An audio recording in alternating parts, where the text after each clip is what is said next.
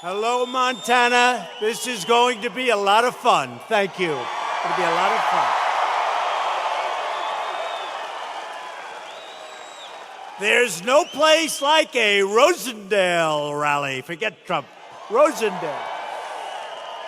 But there is no place like a Trump rally, right? We have a good time. We have a good time. And in the election, we won this state by a lot. That was not close. But I am thrilled to be back in Big Sky country with so many of my great friends and true American patriots. Thank you. Thank you. From the Rocky Mountains to the Great Plains, the people of Montana love our country so much.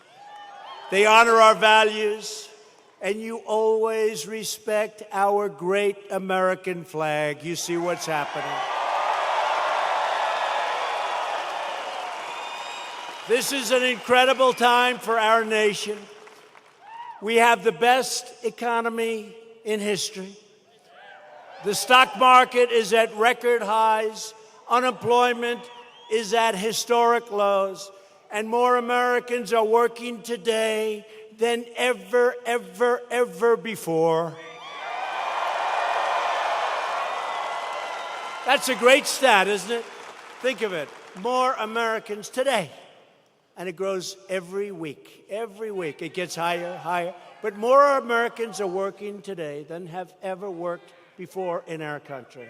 It's a great stat. That's a big stat. Our coal miners are back to work.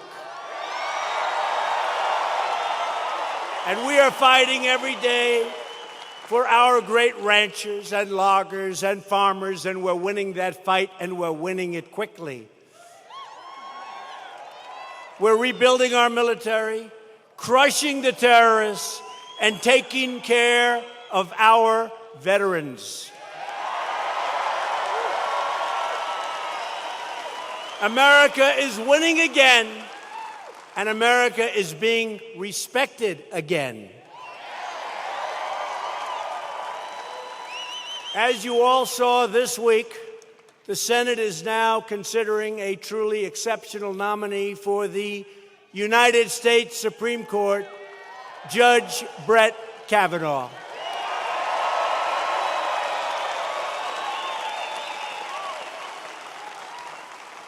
And he's doing really well. But do you believe the anger and the meanness on the other side? Sick. It's sick. The whole country has now seen his amazing intellect and his brilliant legal mind. Judge Kavanaugh deserves overwhelming bipartisan support, and I think he's going to be one of our truly great Supreme Court justices.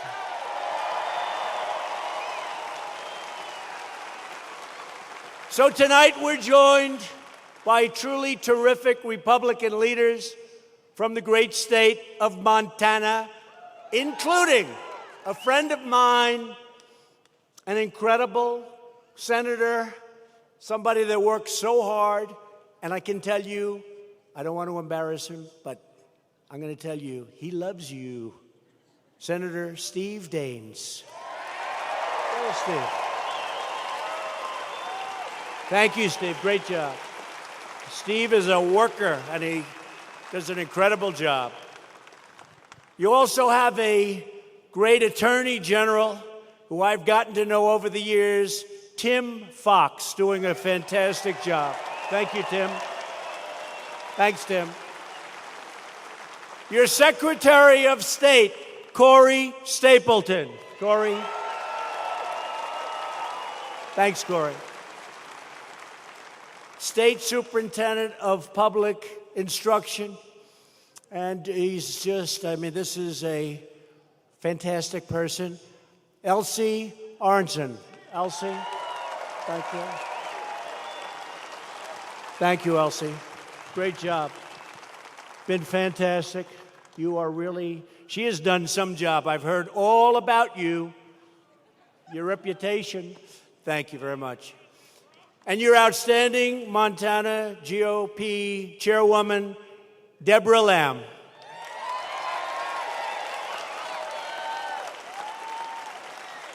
So, Deborah, how are we doing now compared to Election Day almost 2 years ago? Can you believe it? How are we doing? Better, even? Better, good. That's what we're doing in most states. And the states that we won, we're doing better.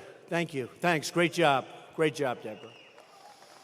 I'm also thrilled to be joined by Montana's terrific member of Congress, a true champion for Montana. And I'll tell you what, this man has fought in more ways than one for your state.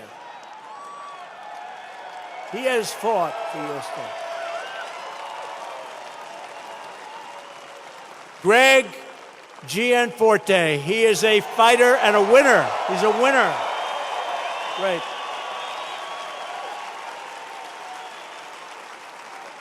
He loves your state. Thank you very much, Greg. Great job. Everybody has to get out and vote for Greg and vote for people that are going to vote for us. Because without that, you're going to lose a lot of the things that we've won over the last 2 years. You're going to lose them, and you're going to lose them fast. Can't let that happen. But I'm here for a very specific reason. Please welcome the person that we have such respect for. He's now leading in the polls.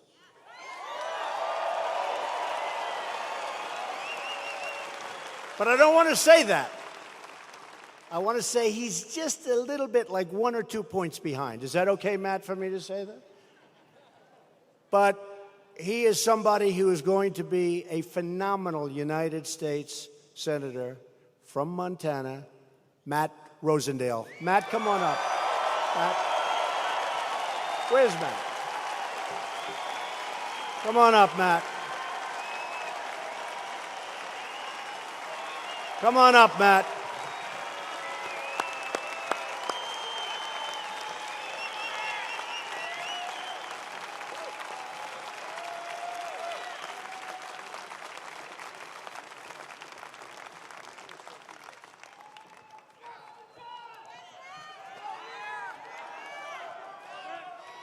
Welcome back to Montana, Mr. President.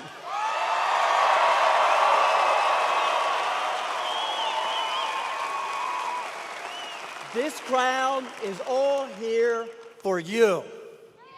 And what a crowd it is.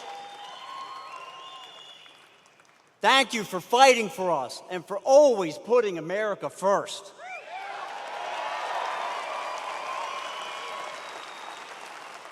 Montana is going to right a wrong this November, and we're going to send you the conservative reinforcements that you need to continue your good work.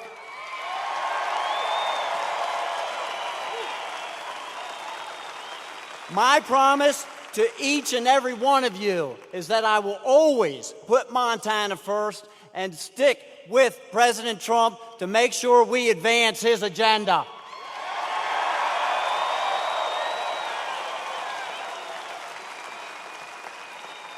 We're going to repeal and replace Obamacare and give you options on health care that you can actually afford. We're going to protect your public lands and fight against the liberals that are trying to grab your guns.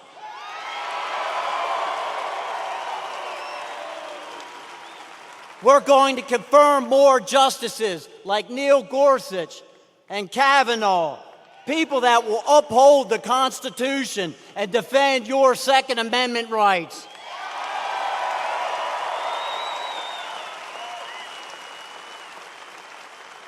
Speaking of the Second Amendment, we have some breaking news tonight. We were informed and learned last night that the NRA has endorsed my campaign.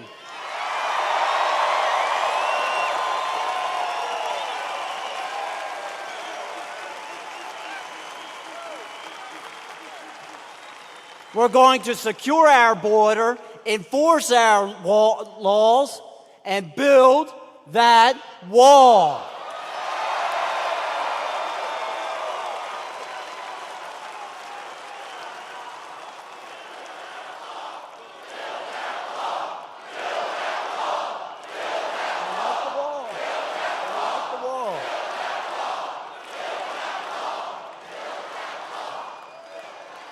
We're going to keep this economy growing, your taxes low, and get government off of your back and out of your wallet.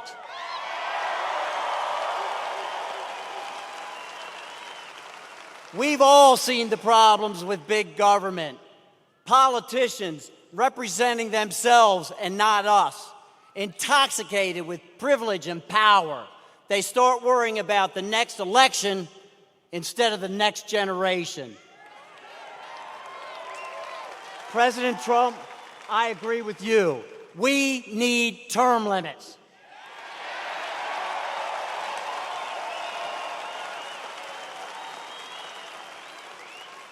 That's why, if you elect me, I promise to serve no more than 2 terms. The people of Montana support term limits. They believe in doing your job and returning home, and so do I.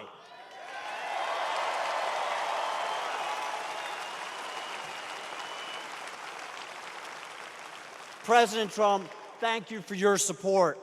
We need everyone in this room and across this state to step up, and we can win this race. President Trump and I are counting on you to help us here.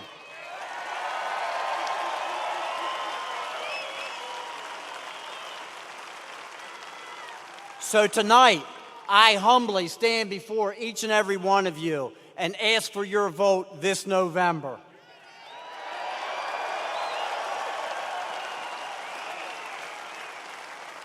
Together, we will win this race, and we will send President Trump the support and help that he needs back in Washington.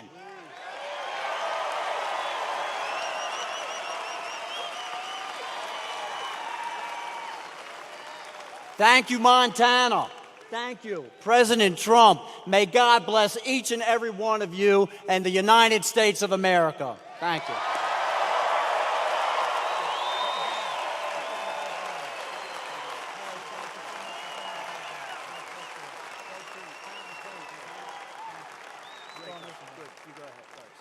Thank you, Matt, very much. Thank you. Matt Rosendale.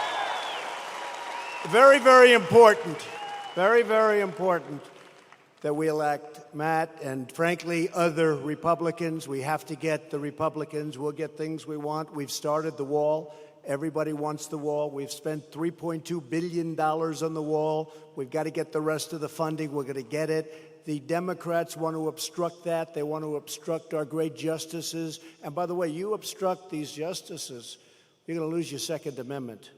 You're going to lose your right to those guns. You're going to lose your Second Amendment. So be careful. Be careful. Be careful.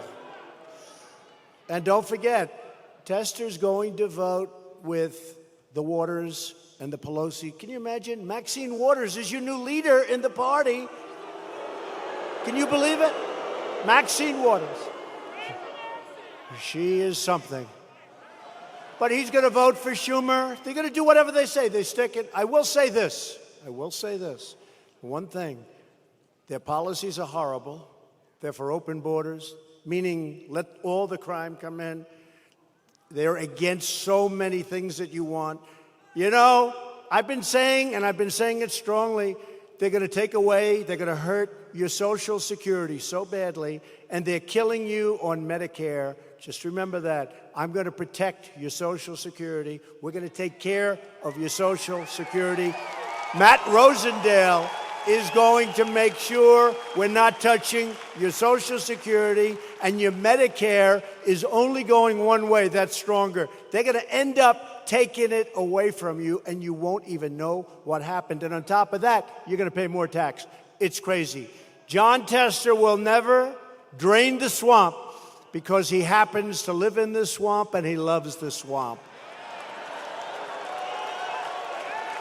John Tester, I feel a little guilty because, you know, he did run the most beautiful commercial. I heard yesterday it started. And he's like my best friend, President Trump this, President Trump that. It's amazing when you win a state by a lot of points, how even Democrats can like you. Isn't that crazy? But the problem is he's never going to vote for me. He's not going to vote. But he's taken more cash from lobbyists than almost anyone in the entire Senate. He's controlled by his donors. One of the saddest things that I've seen is when John Tester and what he did to a great, great man, Admiral Ronnie Jackson. Admiral Jackson was subjected to horrible lies and smears. Now, I'm, a victim of that too, but I'm sort of getting used to it. At least it's my job. I was going to say, I'm a politician. I never thought I was going to say I'm a politician. Can you believe I guess I'm a politician? I guess I'm a politician. Think of it. I didn't want to say that. One of the few times I've said it, yeah, I'm a politician. But I've only run once, and that was for president, and I won. How did that happen, right? Isn't that nice? I won once, and I won. A lot of people have spent their lives trying to be president. We know them all. Some we respect, and some we don't respect too much. But Ronnie Jackson, he's a doctor. He's an admiral. He's actually the doctor that gave me my physical, and he said that I'm in great shape. And the Democrats and liberals and deep state, they were very upset to hear that. So they got tougher and tougher, and they lied more, and they write more books now. I have books that stacked up this high. Actually, the ones that are really good are number 1, 2, and 3 on the bestsellers list, right? The really good ones. By Justice, I call her Justice, but she's Judge, but she's Justice to me. Janine, we love her. Judge Janine, by Greg Jarrett. How about Bongino? He's got a very successful book. How about Bongino? So many. And they're all doing great, and that's what makes me happy. But the media doesn't talk about those books. They only talk about the bad ones, of which there are plenty. They're lies, but they're plenty. But Admiral Jackson, his reputation was attacked, and all of those horrible things that were said about him turned out to be lies, and they turned out to be false. Remember? People don't want to say that. In the last election, Washington Democrats put John Tester in charge of electing extreme liberals. I'm talking about serious liberals, many of whom you're watching attacking Judge Kavanaugh and looking like fools, frankly, looking like fools.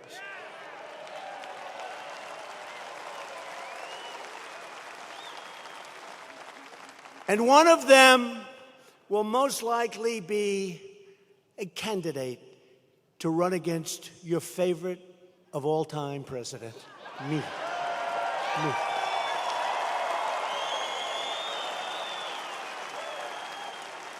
But when I see the anger in their eyes, when I see the anger of what they say to an intellect far greater than theirs, not even a contest, but I see the anger and the hatred. What are they doing? What are they doing? They're losing by doing it. They're losing by doing it. I just want to finish off, though. What Tester did to Admiral Jackson should never, ever be allowed. Ronnie Jackson is a great man. Ronnie Jackson has led a great and beautiful life. And to have lies told about him, I would never repeat what they are. See, in my case, they repeat them. I say, don't repeat them. They're terrible. They say, no, we're going to deny them. Do we love Sean Hannity, by the way? I love him. But here's the only thing. He puts up all these losers that say horrible things. I've got to talk to him. One after another. Donald Trump, he's lost it up here. It's pretty tough. I stand up here giving speeches for an hour and a half, many times without notes. And then they say, he's lost it. And yet we have 25,000 people showing up to speeches. And by the way, look at all the fake news back there.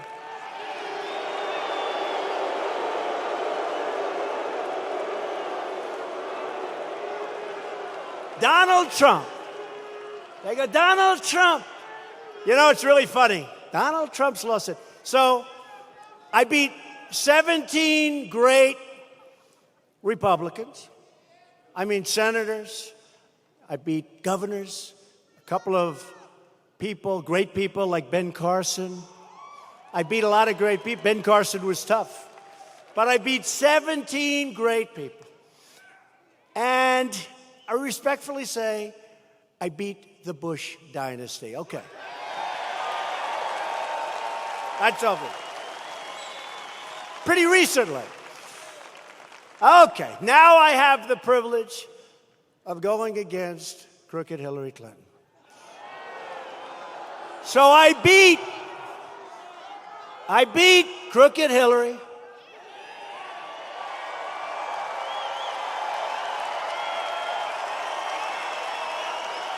I beat crooked Hillary. And the Electoral College is hard. It's, frankly, if we didn't know better, and maybe we're starting to find things out that we didn't know, it's hard and harder to win than popular vote. Popular vote, you go to 3-4 states and boom, boom, boom, you win the. It's like the 100-yard dash versus running the mile. You practice differently. She forgot that. She forgot to go to a couple of very important states. Gee, I don't think I'm going to go to Michigan too much.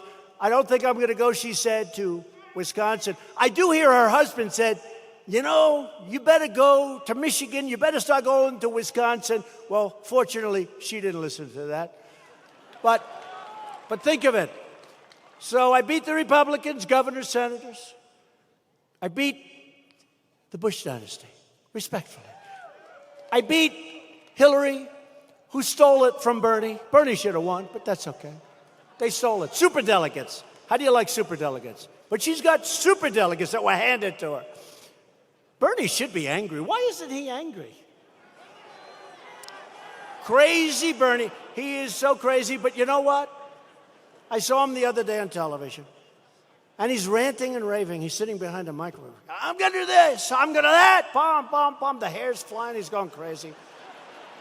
He's going crazy. And I said to my wife, honey, look at that guy. You got to hand it to him. No, you got to hand it to him. He doesn't quit. He doesn't give up. I just don't understand why he allowed that to happen. And he goes back into being an independent. But now he's coming back in. And I guess he's going to run. He's going to run. But think of it. So you beat two dynasties. You beat all these politicians. Charles Krauthammer, when I announced that I was going to run,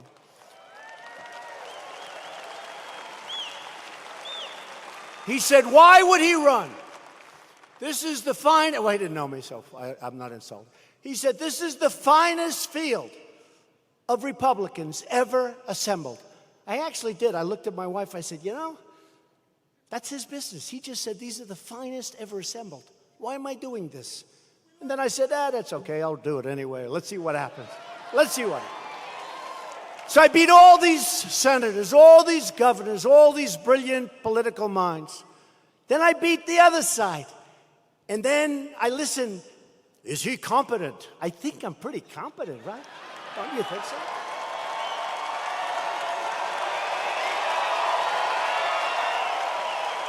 Is he competent?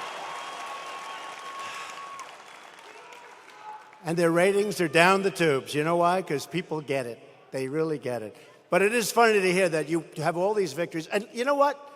More important than those victories, we're winning in the United States now. We're winning on trade. We're winning with our military. We're knocking the hell out of the terrorists. We're winning now in the United States. You look at what's going on. We have new deals being made. We have a deal we just made with Mexico. That's a fair deal. It's not that horrendous deal that was made years ago that should have been changed years ago. We're negotiating with Canada. We'll see what happens. We're in a little bit of a skirmish, but doing really well with China. You see what's going on? Really well. I have great respect for President Xi of China. But honestly, we have to be treated fairly. Last year, we had a trade deficit of anywhere from $375 billion with the B dollars to, I say, $504 billion. Either one is not acceptable. So we're doing that, and it's working out very well. I just came on stage, and I was told that Kim Jong-un said some terrific things about me. He said, I have faith in President Trump. Think of this. You don't hear that from them. And just moments ago, they put on that he said very strongly that we want to denuclearize North Korea during President Trump's tenure. That's a nice, he just said it, But in the meantime, even if he didn't, we got our hostages back. There's been no more missile testing. There's been no more rockets flying over Japan. There's been no more nuclear testing. And we have a good feeling. He likes me, I like him. Who knows what's going to happen? But I can tell you what, the day before I took office, and even, I must say, because as you know, the rhetoric was fairly tough. It's interesting. With him, I had very tough rhetoric. And the fake news was saying, it's too tough. He's going to get us into the war. It's terrible. He's being too tough. It's horrible. What does he know about this? He knows nothing. I watched all these guys who have been losing for 30 years explaining why my method of negotiation wasn't working. Right?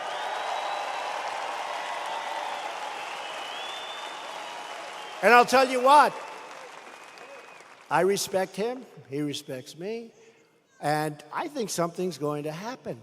Take your time. I say, we take your time. Sanctions are on. But think of it. We got back our hostages. I didn't pay $1.8 billion. We got back our hostages. Paid nothing. We paid nothing. But it's funny, because other than NATO, because I got them to pay billions and billions of dollars more, because we're paying for NATO. We're paying this massive percentage of cost. We're protecting Europe. But I got them to pay billions of dollars more, and the fake news said he wasn't respectful to the leaders of other countries. And they're right in a way, because I said, listen, folks, I'm sorry, you're going to have to pay up. You got to pay up. You're delinquent. In real estate, we say you're delinquent. And somebody asked me, it's really amazing they never covered this, because if they do, they would have said this is terrible. One of the leaders in front of the others, 28 nations, one of the leaders, who I get along with all fell. They respect us now because they couldn't believe. For years, NATO spending was going like this. And by the way, this is spending to protect them against Russia. They keep talking about Russia. We're protecting, I got them to pay billions of dollars more, okay? But they said, sir, could we ask you one question? It's always nice when a president or a prime minister calls you sir. That means there's a certain respect. He said, if you don't walk away from these meetings with us paying what we're supposed to be paying or much more, will you leave us? I said, yes, I will. And they all said,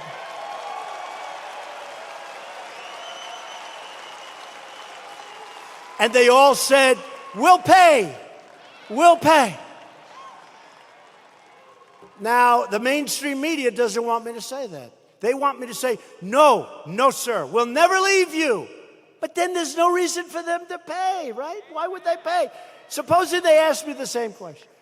Sir, and we're talking about billions. And last year, Secretary Stoltenberg, Secretary General, head of NATO, he goes around, he's like my biggest fan.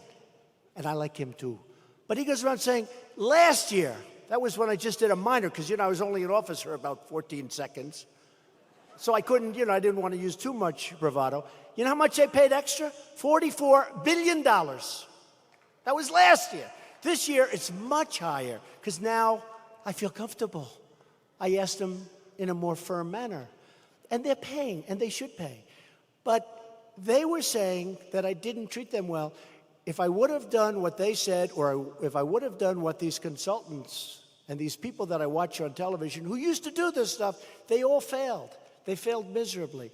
So we have our own way. It's a great way. But it's really interesting because when I was dealing with North Korea and they were saying, he's too tough, one of my best meetings ever was with Vladimir Putin. And they said, he was too nice. He was too nice. They wanted me to have a boxing match on the stage. We had a great meeting. We talked about Ukraine. We talked about Syria. We talked about the protection of Israel. We talked about so many great things. But they came back and they said, it was terrible. I said, what was terrible? We had a great meeting. And you know, when I came off stage, they were all saying, that was a great meeting. Thank you. That was a great news guy. Then I got onto the plane and they said, sir, I don't think they liked it. I said, they liked it. They're just fake. They're fake news. We had a great meeting. It was a great meeting. And you know the funny thing? If I was tough, if I would have said, you're never going to do this again. There'll be no more of this and no more of that. And stood him right in the face and then started boxing. You know what would have happened? They would have said, he's too tough. That was a disgrace to our nation. The truth is, with these people, you can't win, but we're winning. I'm president. You're president. We're winning.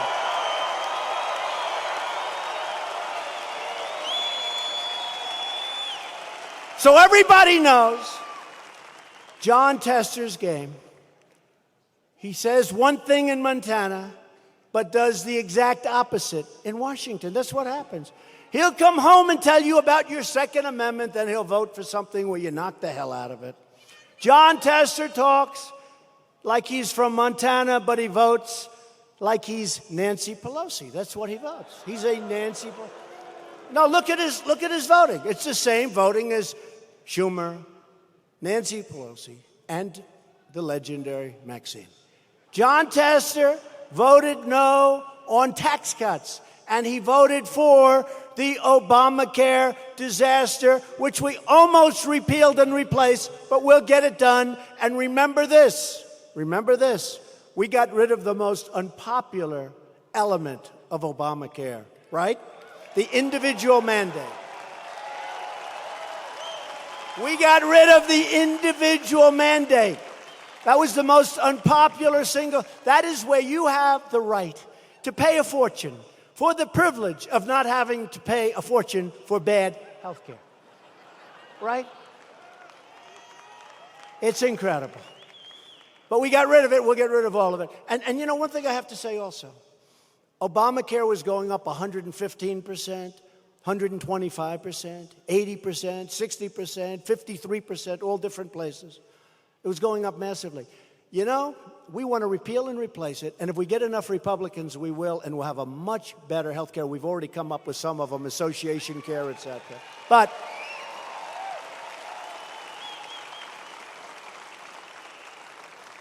to do it, and we will do it, we had it done. We had it done. But remember, Tester voted no. He voted no on Kate's Law. Kate's Law. What could be better than Kate's Law? He voted no on enhanced vetting for refugees. Let's not vet them. Let's just let them pour right into Montana, and you see what's going on. And Jon Tester voted in favor of deadly sanctuary cities. Tell me that. So that's not a person from Montana. I have a lot of friends in Montana. I don't get it. How did he get elected? How did he get elected? Jon Tester voted for very liberal Obama judges 99% of the time. And yet, he would make it impossible for an incredible, distinguished admiral, doctor, not to get in. Figure that one. And yet, super liberal judges, many of whom are mocked and scorned. And Jon Tester voted against our incredible Supreme Court Justice, Neil Gorsuch. How do you do that? How do you do that? First in his class at Harvard, first in his class at Oxford, and he decides, I think I'll vote no. And by the way, Justice Gorsuch is great, and he's doing a fantastic job, and Justice Kavanaugh will do the same job.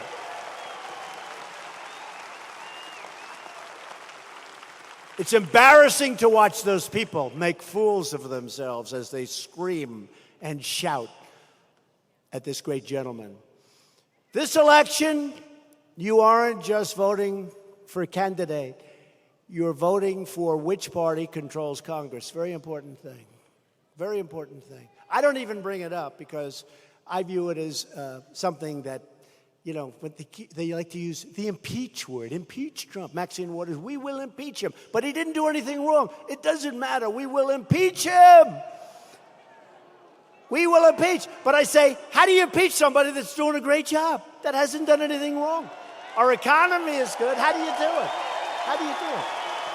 How do you do it? We will impeach him. But he's doing a great job. Doesn't matter. Remember that line. He's doing a great job. That doesn't matter. We'll impeach him. It is a hell of a place in Washington. I was thinking, if that happened, every time a Republican or a Democrat, opposite, got elected president. So let's say a Democrat gets elected someday. Hopefully it's a long time. But let's say a Democrat gets elected. And let's say we have a Republican House. We will impeach that Democrat, right? And then a Republican. We won by a lot. We won by a hell of a margin. That's a lot. That electoral college, we won by a lot. Okay, so we're in there. We've got the best employment numbers in our history. We've got the best economy in our history. You look at the numbers in every category, it's great. We're doing a great job. We're putting on phenomenal judges. And you take that and you do. Then what you're going to have is you'll have a country that's going to turn into a third world country. Because if the opposite party becomes president, every time before it even starts, before you've even found out whether or not he or she is going to do a great job, they'll say, we want to impeach him, and you'll impeach him. It's so ridiculous. But we'll worry about that if it ever happens. But if it does happen, it's your fault because you didn't go out to vote. Okay? You didn't go out to vote. You didn't go out to vote. That's the only way it can happen. I'll be the only president in history. They'll say, what a job he's done. By the way, we're impeaching him.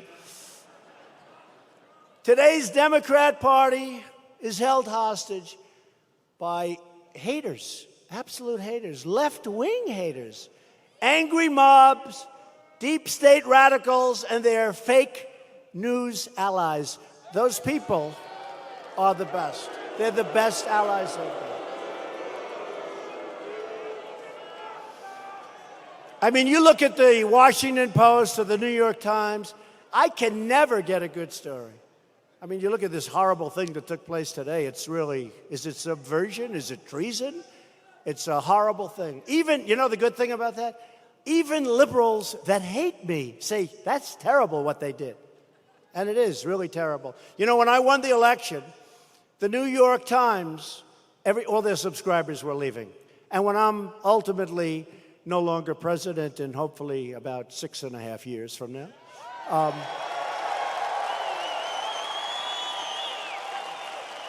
the New York Times will go out of business.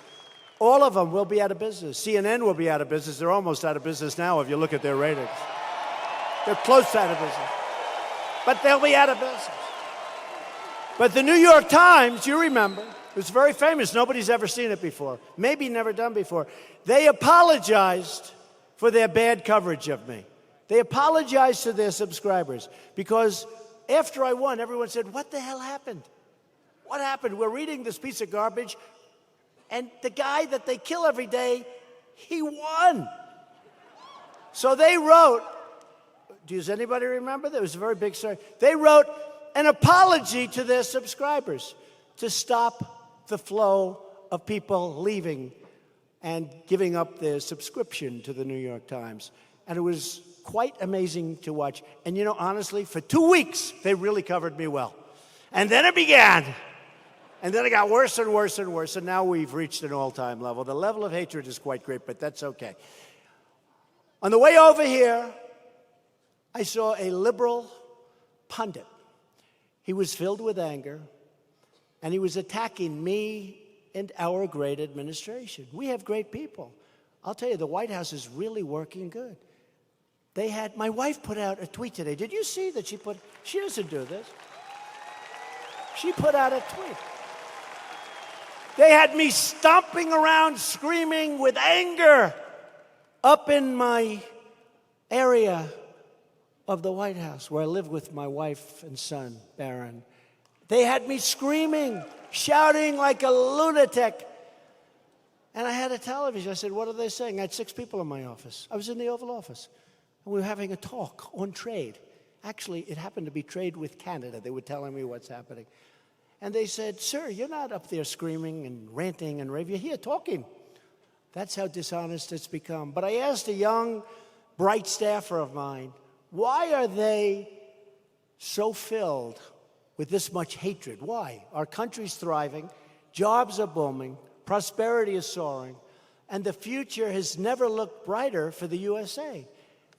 And the young aide looked at me and he said, Mr. President, these liberal pundits, they're haters, but they're so angry because you've upset their entire way of life. It's true. But I said, but let's get this straight. So the country's really doing well. And he looked at me and he said something that maybe is true. I find it hard to believe. He said, sir, they just don't care. It's really pretty sad, right? You know, when you look at what's happening with all of it, including our military rebuilding, we're rebuilding, and everything that we're building is being made right here. The best missiles in the world, the best planes in the world, the best ships in the world. It's all being made right here in the United States. The so-called resistance is angry because their horrible ideas have been rejected by the American people, and it's driving them crazy. Crazy. They're the ones, honestly, that have been driven crazy. The latest act of resistance is the op-ed published in the failing New York Times by an anonymous, gutless coward. You just look. He was, nobody knows who the hell he is, or she, although they put he, but probably that's a little disguised. That means it's she. But for the sake of our national security, the New York Times should publish his name at once. I think their reporters should go and investigate who it is. That would actually be a good scoop. That would be a good scoop. Unelected deep state operatives who defy the voters to push their own secret agendas are truly a threat to democracy itself. And I was so heartened when I looked. I think it's backfired.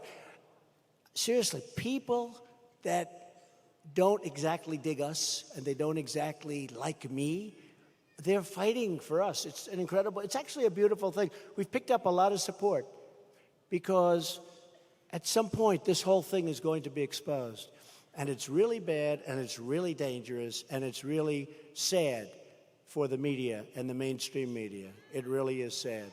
When I told you about the good news coming out of Korea today, they will hardly even report it. If this were President Obama, that would be the biggest story in the history of our country. But it's going to be, sooner or later, it will be exposed.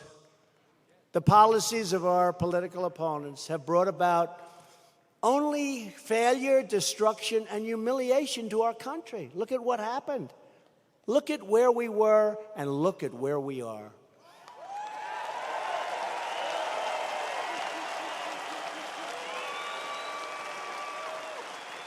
And we have tremendous potential upward. And other countries, by the way, are not doing well at all. And had I not won, we would have been in negative. We wouldn't be at 4.2.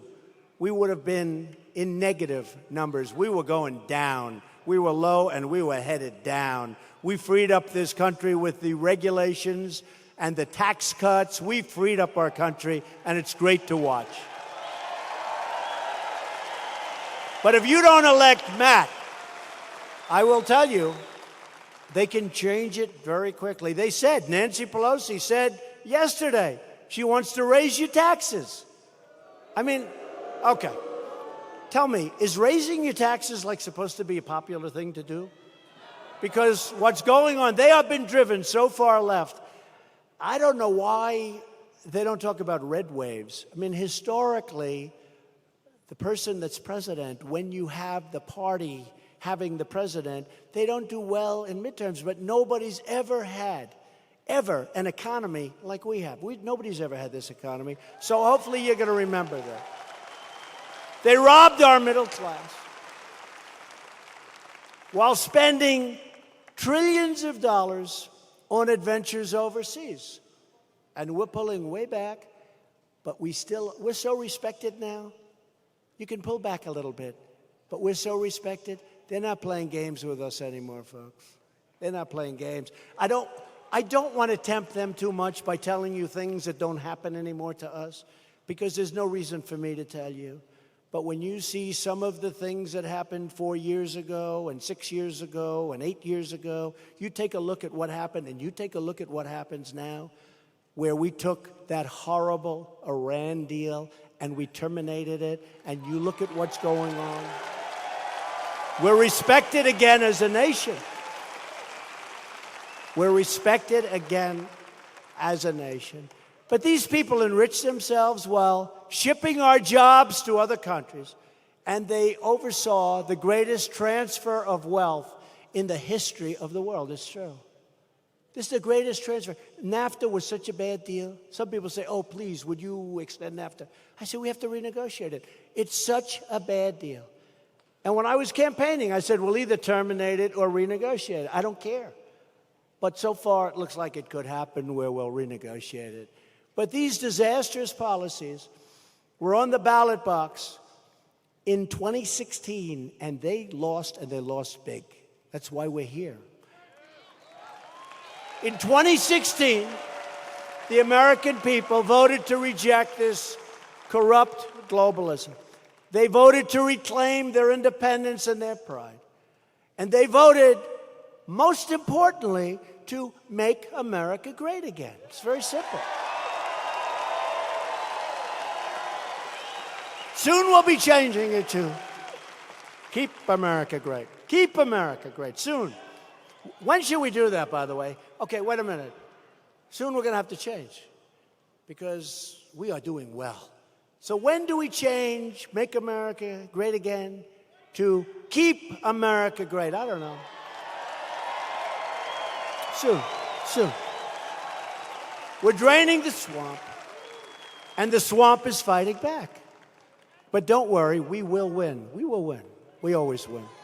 We always win.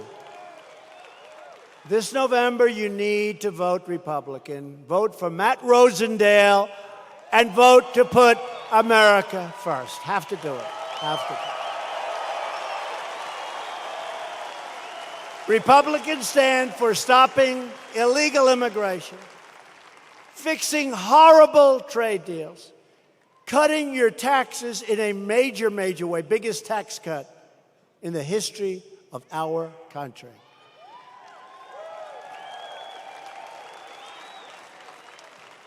And in addition to that, we got ANWR. You know what that is, right? In Alaska.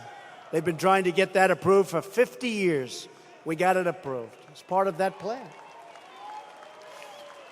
We'll be defending your Social Security, which the Democrats will destroy. And we're going to be defending your Medicare and protecting the safety net for truly needy Americans, people that need help, that are Americans, not for people that come into our country illegally.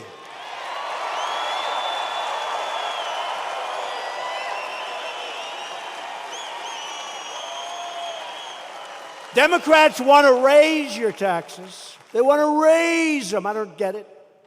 I don't think I could win if I said, I'm going to raise your ladies and gentlemen, I'm going to raise your taxes. Oh, good. Alice, I don't think we're voting for that guy. They want to raise your taxes. I don't know. Maybe they know something I don't. Blue wave. We're going to raise your taxes. We're going to let crime go all throughout our country. We're going to get rid of ICE so that as the crime comes in, we're going to have none of our people that are so tough. These are great people, but these are tough, strong. These are warriors. These are warriors. I don't want to do it. You don't want to do it.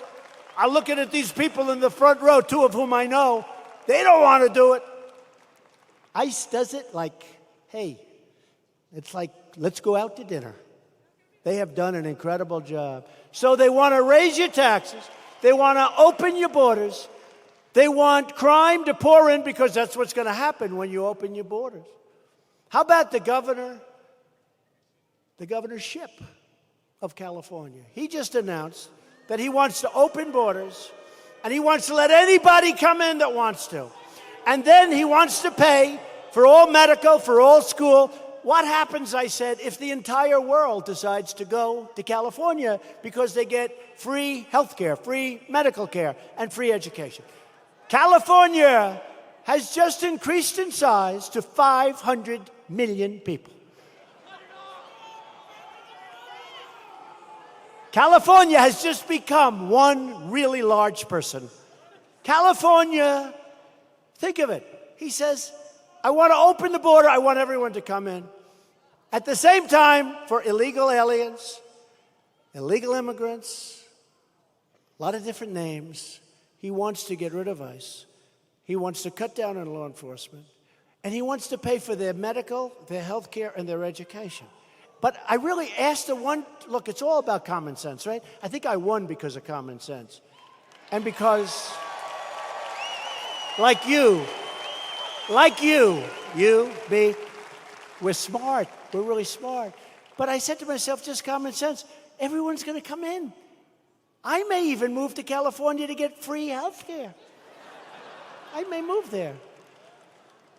The last time Democrats were in power, they cut Medicare by more than $700 billion to pay for the scandalous Obamacare.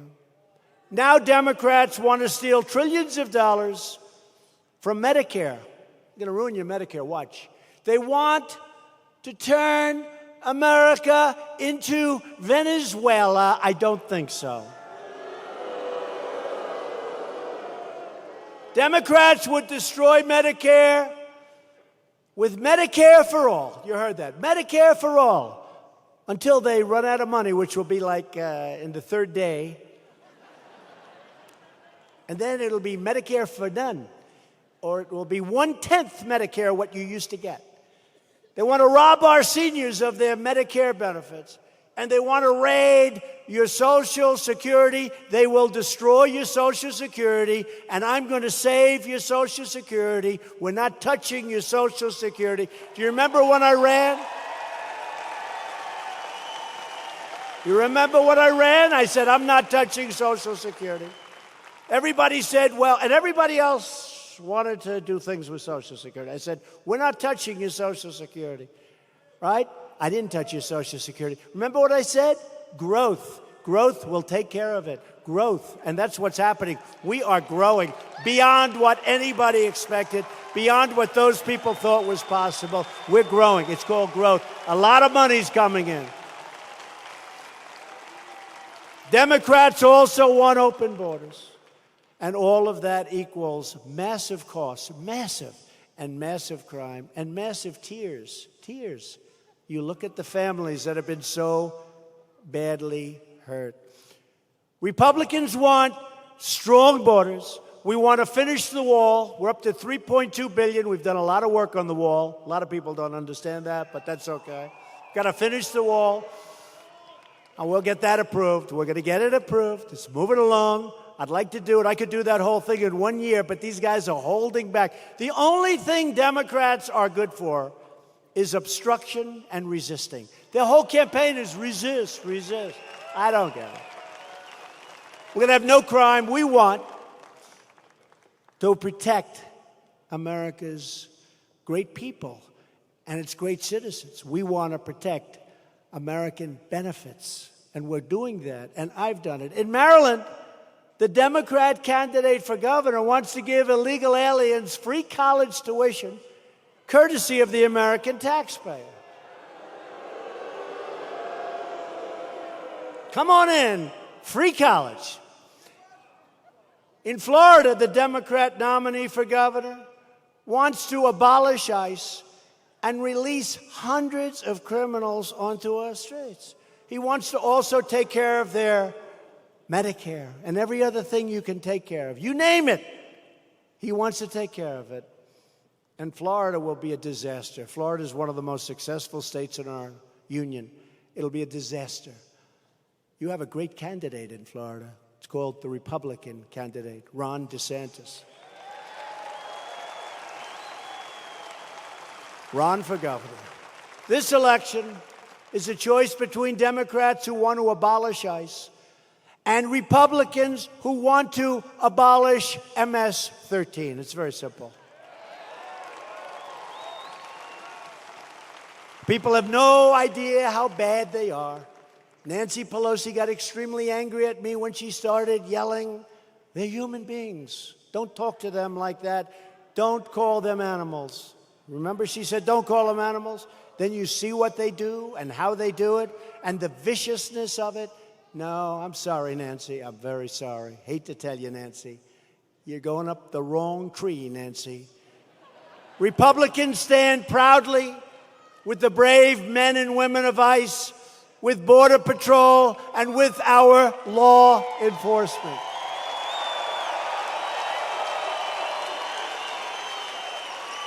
Every single day, ICE is tracking down drug dealers, child predators,